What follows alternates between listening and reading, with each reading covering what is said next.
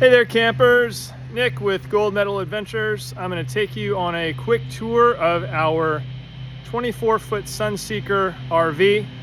Get you familiarized with all the capabilities, features, nooks and crannies, and hopefully you'll be ready to go on your adventure. Here we go. So here we start with a front view. Our rig is on a Mercedes-Benz Sprinter chassis, which simply means they took a Sprinter, they just used the chassis, and then they built the RV around the chassis. So let's do a quick walk around here. First we have our front door, our side door. Easy to get in and out. Boom, we'll do an interior in a second.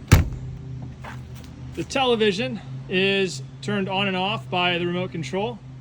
We'll show you where that is, but it gets pretty good digital channel reception. We do not have DirecTV or any of that fancy stuff at this point, but who wants to go camping and watch TV anyway, right? We have two outlets on the outside, so you can plug in your radio or your good stuff. We've got storage compartments, so plenty of room to store luggage, chairs, extra things that you might want to bring along. This is the hot water heater. You won't need to access that or this, but just so you know where they are. Walking around. This is the back. This guy right here is where you fill up the freshwater tank.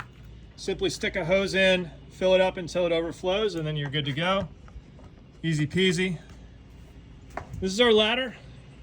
You will not need to use this ladder for anything. I'd prefer that you actually stay away from the ladder and the roof unless it's an emergency. Okay? Walking around here, this panel here is where our power plug-in is located. So I've got it plugged in right now to power. We'll show you how to do that. This is our television antenna. You can plug that in and get better reception on your digital channels. This is your city water connection. So simply take your hose, which is in the compartment I'll show you, plug it in here and connect it, and then you've got water pressure for the entire rig. This is just simply when you do a tank dump, you can use this to put water in there and rinse out the tanks, which is really appreciated and is preferred. This compartment right here is for our tank dump levers. Simply going to unlock this guy.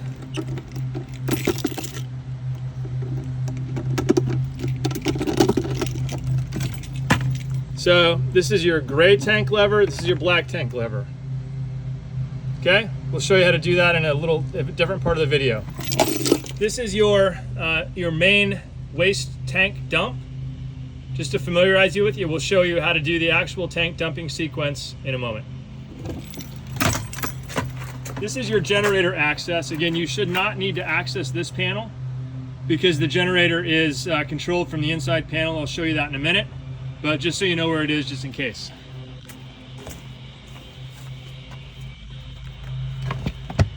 Storage. This is where we keep the power cord and the hose, just so you're aware. Another storage compartment down here. And yes, you do notice some damage to the rig, which is scheduled for repair. It's only exterior, it's not structural. This is where I keep our waste hose item. We'll show you that in a little bit. Here's another just little storage compartment that is can come in handy for some folks. Okay, this is our driver's side, obviously. To access the fuel tank, simply go here, unscrew. It is diesel only, it's very important. Unscrew the cap, fill it up, put the cap back on.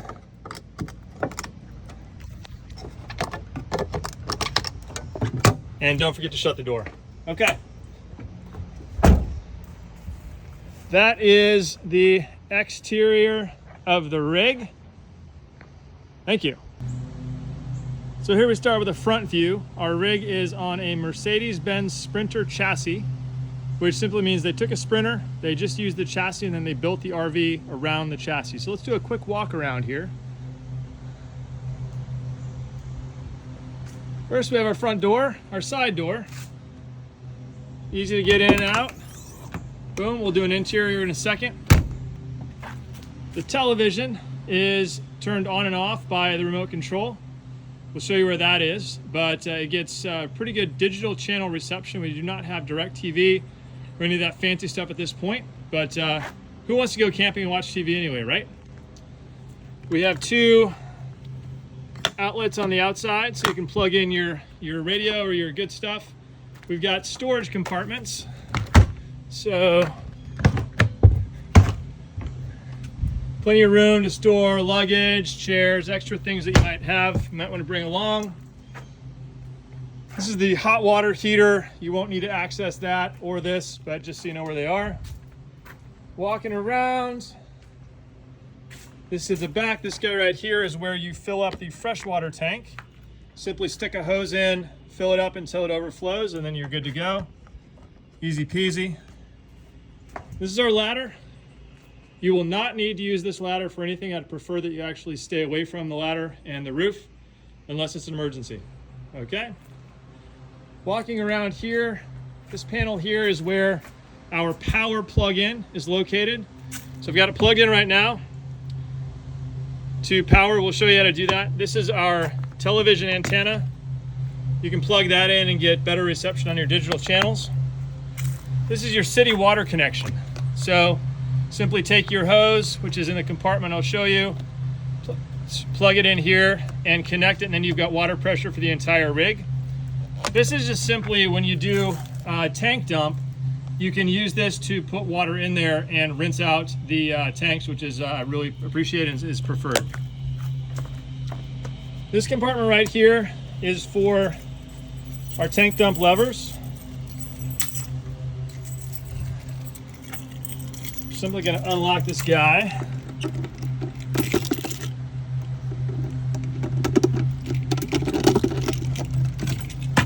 So this is your gray tank lever, this is your black tank lever. Okay, we'll show you how to do that in a different part of the video. This is your main waste tank dump. Just to familiarize you with you, we'll show you how to do the actual tank dumping sequence in a moment. This is your generator access. Again, you should not need to access this panel because the generator is controlled from the inside panel. I'll show you that in a minute, but just so you know where it is, just in case.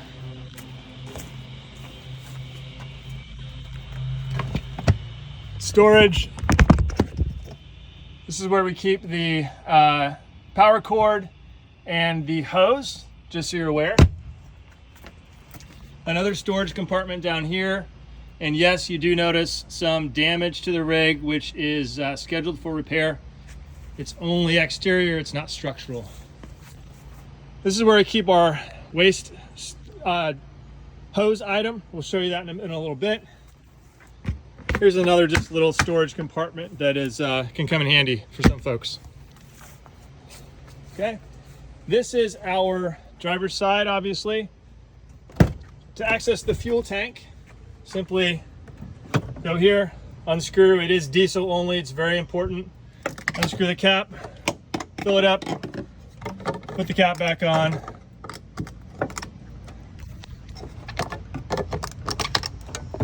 And don't forget to shut the door. Okay. That is the exterior of the rig. Thank you. All right, now let's take a look inside your new home for the next few days. We're gonna do an interior tour. So the key that you use to access the interior is this little guy here. Up is unlocked. Same thing. Separate screen door, has a separate latch. And we're inside. Just to quickly orient you, this is the front or the cab. So this is where driver's gonna sit, passenger right here. This is the overhead bunk area. This will accommodate 1 to 2 sleepers if necessary by pulling this top piece down on top, but most people like to keep it up while they're driving and then pull it down if and when they need anybody to sleep up there. You got a ladder right here, which latches on to these 2 pieces right here once the top is down. provides easy access to the bunk area. Moving to the left, this is our dinette area. So comfortable seating, both in motion. You've got 2 seat belts, 1 on each side here. And then of course, while you're camped, it's great to be able to have this for eating and just simple socializing. Note that this dinette does fold down into a bed. It's very easy. Unscrew this guy.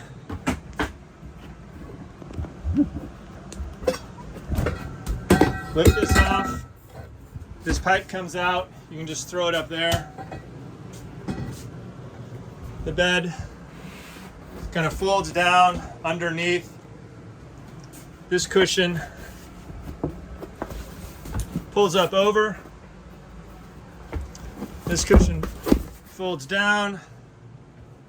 And then this little guy up here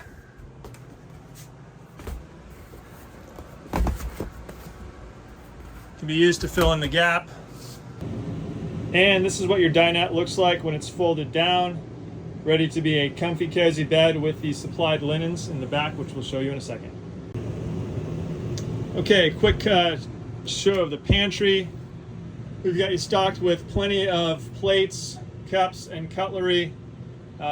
Many folks ask, hey, don't you have dishes? And I always respond by saying, nobody likes to do dishes on vacation. So we use disposable items. You're more than welcome to use your own items if you prefer, but that's what we supply. And then you've got some paper towels, cleaning supplies down there, and plenty of space for the food and items that you buy for your trip.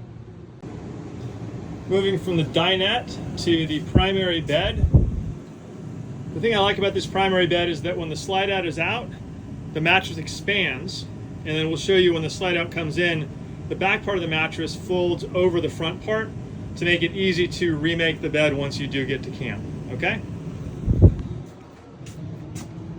In the back bedroom, you've got plenty of storage space. This is where we keep our towels, extra linens and blankets in the back, plenty of washcloths for you, and plenty of hanging space for all of their very nice clothes you're probably gonna use while you're camping. And then we've got plenty of drawer space and some extra linens for you, and then an extra cabinet where currently we're storing all of the toilet paper. Probably too much, but you never know. Here's the HVAC control. So to on off, simply press that button there. To turn it on, press the button again. Temperature control is right here. We got it set at 65 right now on cool. Seems to work pretty well. Had it serviced recently, so should be able to stay cool on your journey. Now let's check out the bathroom. The thing we like most about this rig is it does have a full-size shower. Allows you to get in there. You don't have to duck unless you're really tall. Take a nice shower. Watch your water levels, of course. Your toilet has a foot flush, which simply, when you press the foot, it puts water down into the tank and flushes. Be very, very careful to only use the toilet paper that we've supplied. It's RV specific toilet paper that biodegrades. We've stocked you with plenty of toilet paper, so there's no way you should run out. Medicine cabinet, you've got some storage down here.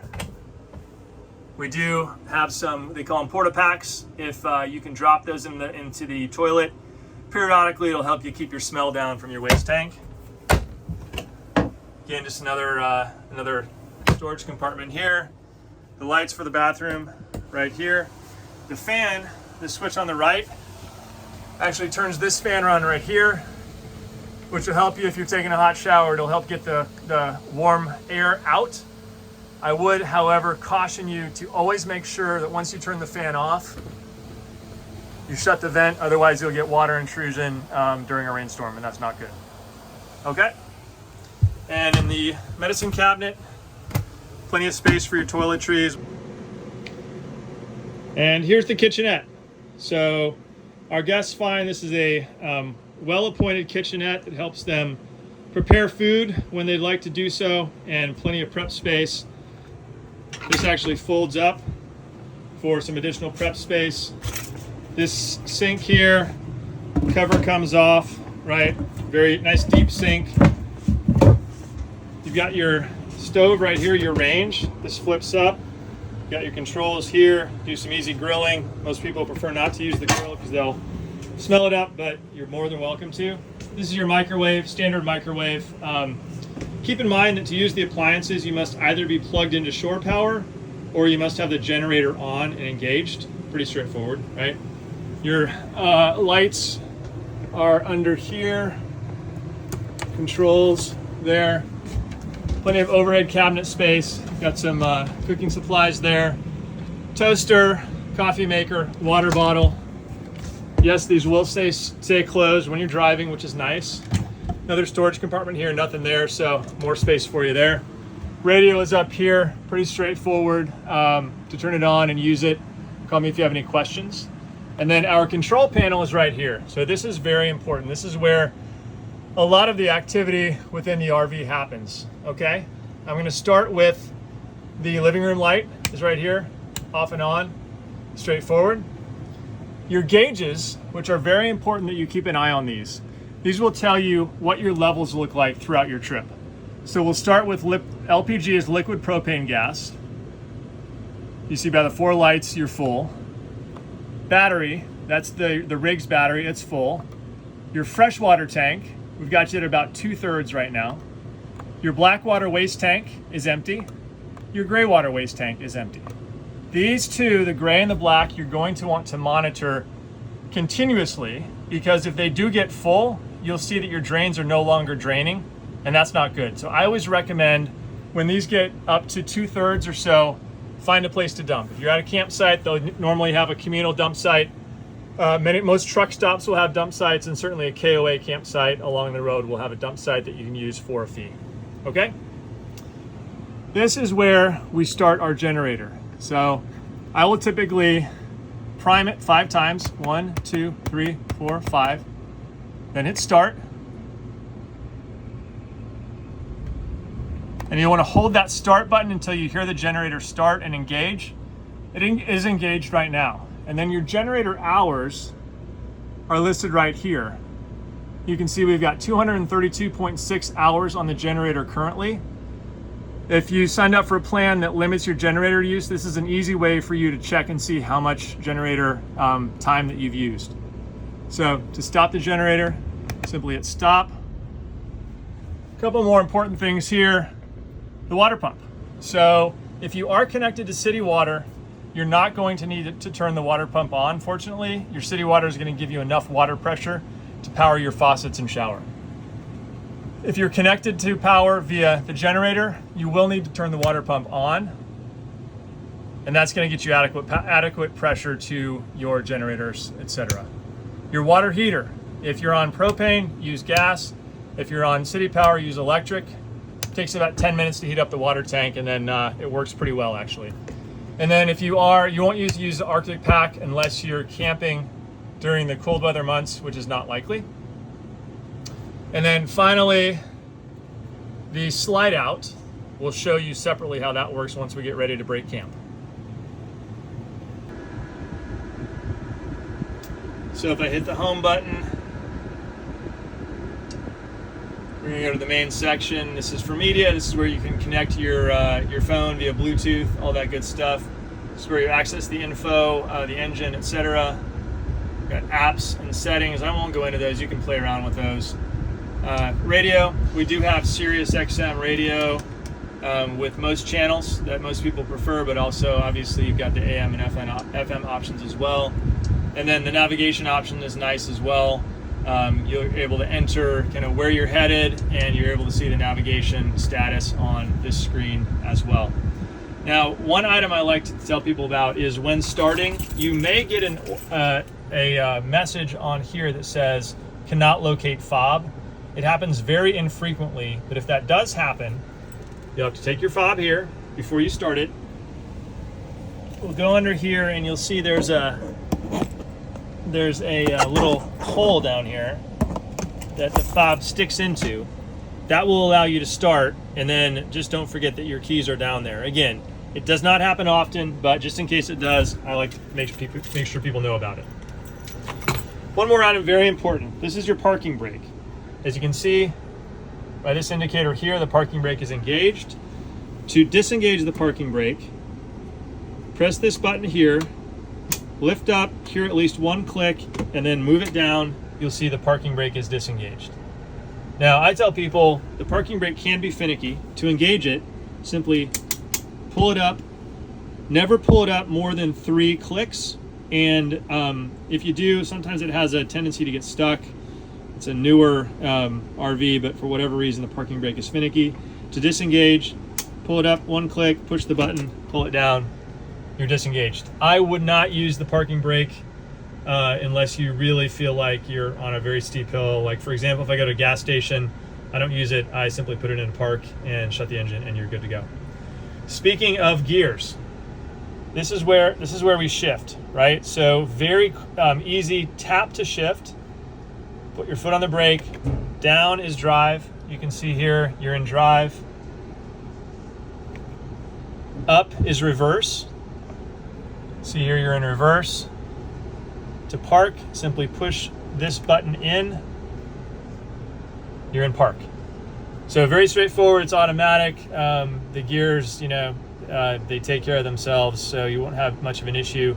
A lot of people like to crank it up and down because they're used to that. It's very easy to shift up and down. Your windshield wipers control over here. We're always going to top you up with windshield fluid, so you should be good to go there. Then your blinkers, up to the right, down to the left, good to go. Now, let's show you. This is your rear view mirror, essentially. So this is your back. Whenever you are driving, this is what's going to be shown. So it's just, think of it like a rear view mirror. Right now you're looking at my garage. When you shift left, you're going to see what the left camera sees. And this is very helpful if you're in busy traffic. You can kind of make sure that nobody's right beside you. Another great feature is this little guy right here is going to light up if there is someone in your left that would prevent you from making a safe lane change to the left. And a lot of times it'll beep as well. So I always tell people, use the camera, but count on this guy, and then obviously use your rear view mirrors as well. Unfortunately, the right view camera is not functional. We've got that scheduled for repair. So again, I always tell people, use your back mirror. If you're gonna change lanes, always look in your rear view mirror first to make sure nobody's behind you. Then make sure you check your mirror, and ideally, if you've got somebody with you, they can look as well. But those two things together should make sure you can make safe lane changes. Finally, seat controls. It took me about 3 weeks to figure out where the seat controls were. They're down to the left, both on the driver and passenger. This will move the seat back. This will move the seat forward. This will move the backrest back, backrest forward, and then seat down, seat up. Good to go. And then couple of quick things. The RV does have adaptive cruise control, so if you're a fan of cruise control, I certainly am. This is one of the newer features that came out in 2019. It's pretty common in cars today. If you are cruising along at 65 miles per hour on cruise control and you come up on a car that's only going 55, the rig is going to sense that. It's going to automatically slow you down. It's a great safety feature. You can actually adjust how many car lengths you'd like to start slowing down. But just play around with this. It's a very nice feature. I'm a big fan of it. 2 more items from a driving perspective. Number 1, you're driving a 24-foot rig that's about 12 feet tall. So when you're turning, always make sure you're taking very wide berths. You want to make sure that whatever you're turning around is aligned at least with your back wheels, your back axle, before you start turning. Otherwise, you're going to end up hitting something. It's going to ruin your trip. It's going to ruin your day, and it's not going to be good. And then obviously, when in doubt about the height of an overhead obstacle, be cautious, stop, turn around, back up, etc. Online you can look at plenty of examples of people who've had the entire roof of the rig, torn off. That's absolutely going to ruin your trip. So anytime you're on a freeway, you're more than safe. But when you get on some of these back roads, you've got railroad overpasses, You just got to be really careful, and that goes for gas stations as well. Most of the canopies on a gas station are going to be sufficiently high, but again, watch for those signs that show you the height, and just be very careful that you're being safe. So, I think we're ready to hit the road. Okay, one of the first things I like to do when I arrive at camp is get plugged into shore power, if that's an option for you. If you're boondocking or if you're at a primitive campsite, you may not have power, but go in the side compartment, pull out the power cord. So kind of two components to this. One is the plug-in, right? So you can see this is not your standard plug-in. It's specifically adapted for an RV. You're gonna plug that into, there's typically gonna be a post coming out of the ground with both a 50 amp and a 30 amp. We've got, this is a 30 amp connector right here. We have a connector if all you have is 50 amp, but you should be able to plug this right into the post coming out of the ground, right? So that's gonna connect your power. Then we'll turn around, and the other side, so your female, right? It's gonna plug right into this connector on the RV. You'll notice that this item right here has got a little bit of notch on it. Matches this guy right here. So simply line it up like that, plug it in, and then I like to twist this gray item because it gets essentially locked in there. And you should have shore power. You should be ready to go. Your AC is gonna start cranking up. All your appliances will work. And sometimes people will get plugged in and not have power. You're gonna wanna check with the campsite maintenance personnel because sometimes they have to switch on power to your specific hub, okay? All right, welcome to camp. We're gonna show you how to extend the awning and get it ready to provide some probably much needed shade. The awning control is right inside the side door. This button shows extend and retract. We're gonna go ahead and hit that extend. As you can see, the awning is gonna start extending out. Now, unfortunately, we do have a slight tear at the end of the awning on this side. So I'd ask that you not extend the awning fully until we're able to get that fixed up. But I just wanted to show you all what it looks like here to have the awning extended. Again, gives you some nice shade, protect you from the elements. To retract the awning, simply hit the retract button, and it's gonna just come right back in. Very important to note, the engine must be off and the generator must be on or plugged into shore power.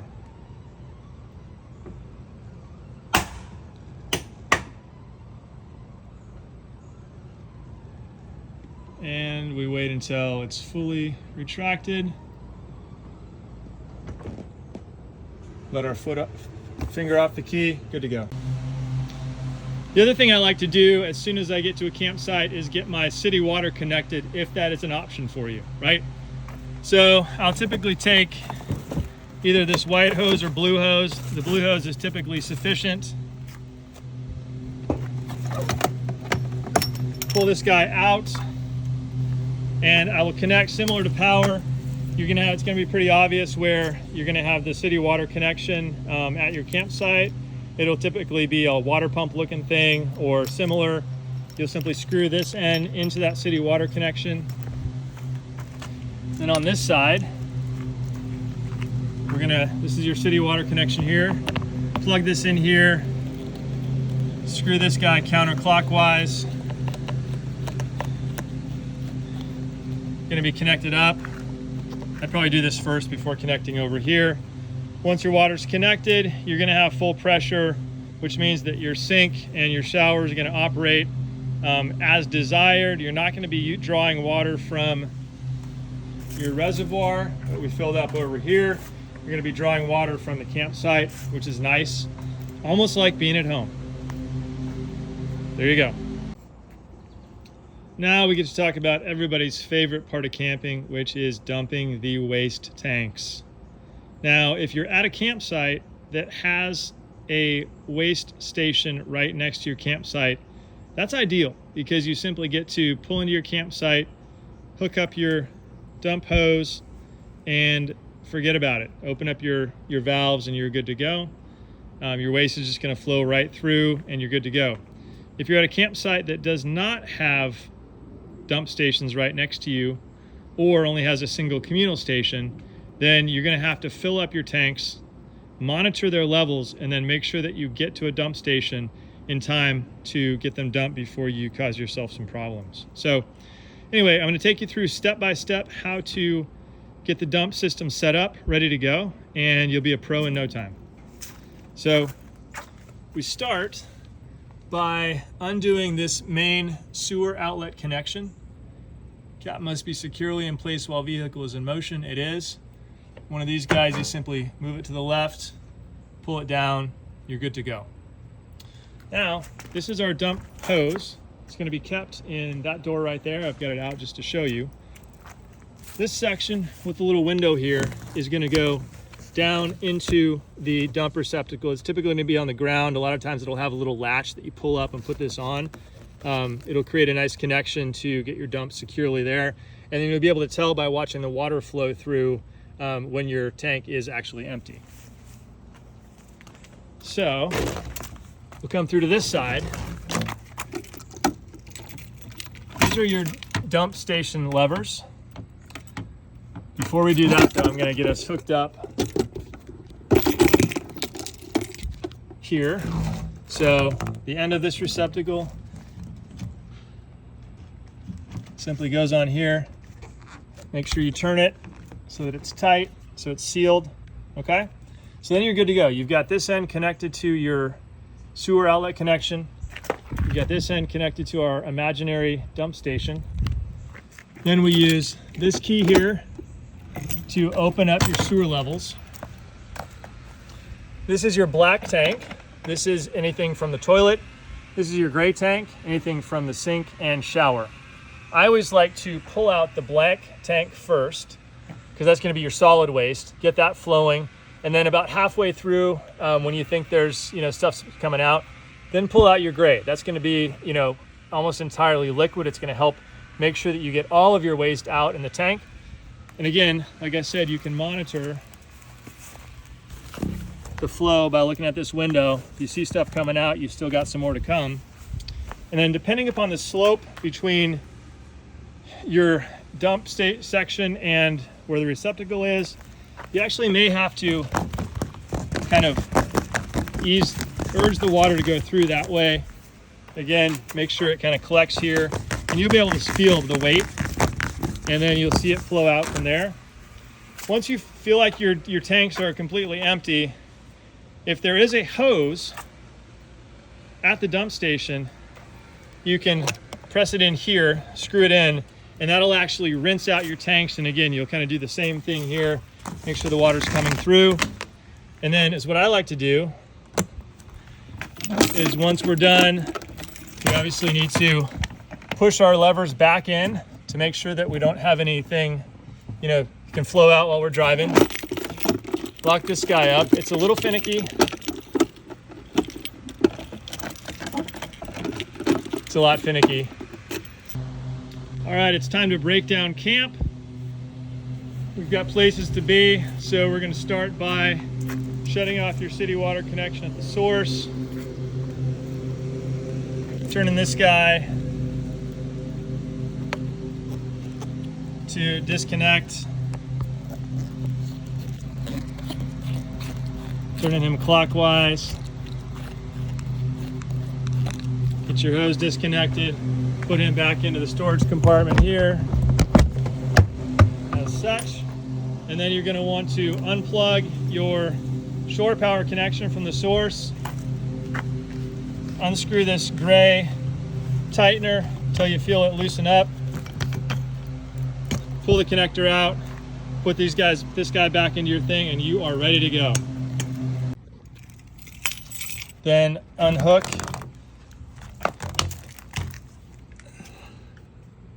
reconnect.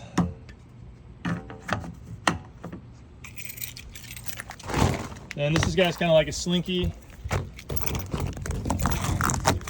press it forward, connect it, and then we're gonna go ahead and put that back into its home right here, and you're good to go.